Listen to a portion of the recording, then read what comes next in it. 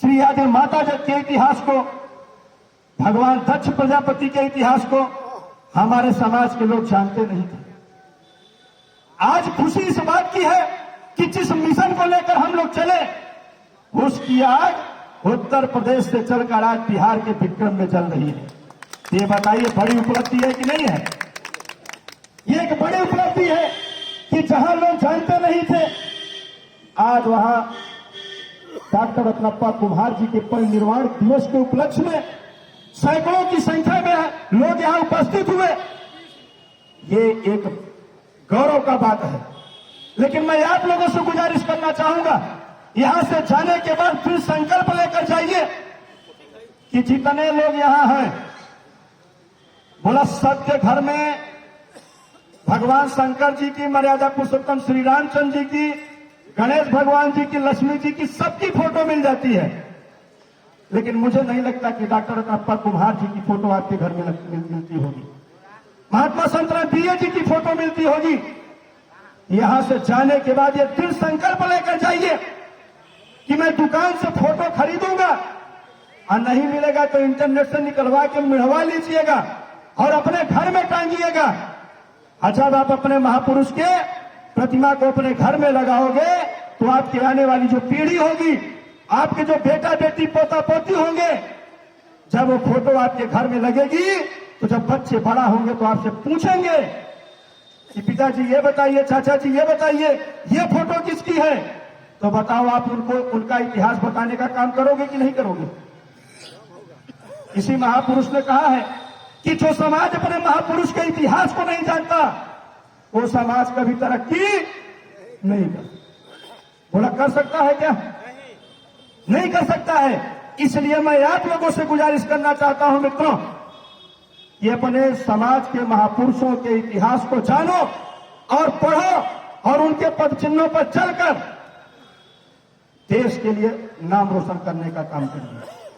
आज भागीदारी पार्टी उत्तर प्रदेश ही नहीं, भारत के 12 राज्यों में माननीय श्री प्रेमचंद प्रजापति जी ने जो एक विचारधारा दिया है, आज वो विचारधारा भारत के 12 राज्यों में गूंज रही है।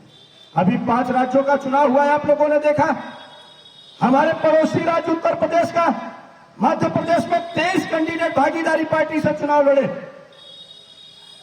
कुम्हारों की कोई चर्चा नहीं करता था मध्य प्रदेश में, और जब 23 कैंडिडेट मैदान में आ गए मित्रों, तो पूरे मध्य प्रदेश में चर्चा होने लगी, करे तो भागीदारी पार्टी कहां से आ गई? आप बताओ, आपके यहाँ 40 लोकसभा है और 7 लोकसभा प्रत्याशियों को हम लोग मैदान में उतार चुके हैं। और जिस दिन 20 लोकसभा सीटों पर, कम से कम 20 लोकसभा सीटों पर भागीदारी पार्टी के सिपाही जब मैदान में होंगे और आप अपनी वोट की काउंटिंग करा दोगे मित्रों, तो मैं आपको विश्वास दिलाता हूं कि 2025 में आपके भाई को आपकी पटना की महापंचायत में भेजने का काम किया जाएगा। मित्रों, नकल करिए। कभी कभी नकल करने वाला पास हो जाता है, पढ़ने वाला फेल हो जाता है। आपके इसी बिहार में जिन लोगों ने अपने समाज को लेकर लड़ाई लड़ने का काम किया, बताओ वो सत्ता में पहुंचे कि नहीं पहुंचे? एक पार्टी में नाम नहीं लेना चाहता हूं, निषाद समाज की 2018 में बनी और 2020 में आपके यहां विधानसभा चुनाव हुआ मित्रों, मुट्ठी भर लोग हैं और आप लोग तो झुआ भर लोग हैं। पौआ भर वाले लोग अपनी ताकत दिखाकर 2020 में 4 ठेमेले बनाकर सरकार में कैबिनेट मंत्री बन गया। अच्छा, हुआ भर वाले बैठ कैसे टुकुर टुकुर ताक रहे हैं? क्यों? क्योंकि आज तक आप लोगों ने दूसरे लोगों का डंडा और झंडा लेकर चलने का काम किया। आप लोगों ने अपनी ताकत को नहीं पहचाना और जिनका डंडा झंडा लेकर आप लोगों ने चलने का काम किया, आपके ही डंडा और झंडा से हम ही को डंडी आने का काम किया। बोला किए कि नहीं किए? आज किसी बिहार में किसी प्रजापति पाल बिंद केवट पल्ला को कोई दबंग जाति का व्यक्तिगत पकड़कर 10 लाख मार दे, तब बोला थाने में मुकदमा दर्ज होगा? नहीं होगा। तब आप क्या करते हो? 10,000 रुपया जेबा में डालते हो और सोचते हो कोई छोटा नेता मिल जाए, हमारा मुकदमा दर्ज करवा दे।